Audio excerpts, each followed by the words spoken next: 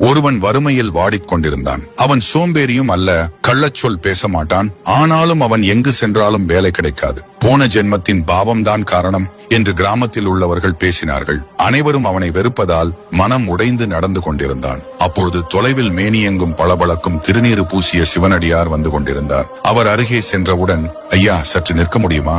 ஒரு சந்தேகம் என்று அவன் கேட்டான். அடியார் புன்னகையுடன், என்ன கேள்வி மகனே என்றார். தாங்கள் உடல் முழுவதும் இந்த சாம்பலை ஏன் பூசுகிறீர்கள்? சிவனடியார் மெதுவாக கூறினார், இது சாதாரண சாம்பல் அல்ல, மனித உடலின் கடைசி நிலை. நாம் இறந்த பின் எல்லாம் சாம்பல். அதை நினைத்து பிறருக்கு தீங்கு செய்யாதிருக்க மனம் எப்போதும் விழிப்பாக இருக்க வேண்டும். மேலும் உயிருடன் இருக்கும் வரை இது மகாலட்சுமியின் அம்சம். பூசினால் செல்வம் பெருகும்.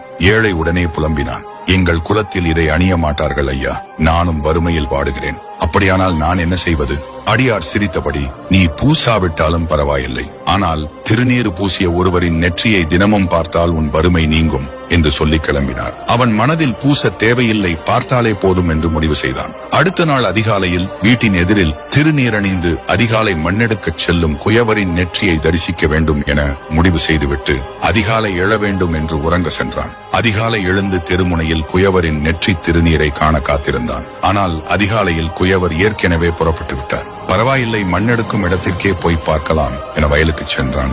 நாம் மண்ணெடுக்கும் இடத்திற்கே சென்று அவரின் நெற்றி விபூதியை தரிசனம் செய்யலாம் என எண்ணியவாறு வயலை நோக்கி நடந்தான். குயவர் நெற்றி நிறைய விபூதியுடன் மண்ணை தோண்டிக் கொண்டிருக்கும் போது எதிர்பாராத விதமாக புதையல் பானை அவருக்கு சிக்கியது. அந்த தங்க பானை புதையலை கண்டு அதிர்ச்சியும் மகிழ்ச்சியுடனும் இதை எப்படியாவது வெளியில் யாருக்கும் தெரியாமல் வீட்டுக்கு கொண்டு சென்று விட வேண்டும் என்று எண்ணினார். ஆனால் பானை இருவர் சேர்ந்தால்தான் தூக்க முடியும் என்ற அளவிற்கு எடை கனமாக இருந்தது. யாராவது வருகிறார்களா என்று பார்த்துக் கொண்டிருந்தான். அங்கு வந்து சேர்ந்த ஏழையானவன் அவன் நெற்றியை பார்த்தவுடன், பார்த்துட்டேன் என்று மகிழ்ச்சியாக கூறினான். குயவர் பதறி இவன் புதையலை தான் பார்த்து விட்டானோ என்று நினைத்து, உண்மையிலேயே பார்த்தையா என கேட்டார். ஆம், நிறைவாக கண்டேன் என்றான் ஏழை. அதற்கு குயவன், அப்படி என்றால் குழிக்குள் இறங்கி இந்த பானையை ஒரு கைப்பிடி, ஆளுக்கு பாதி எடுத்துக்கொள்வோம் என கூறினான்.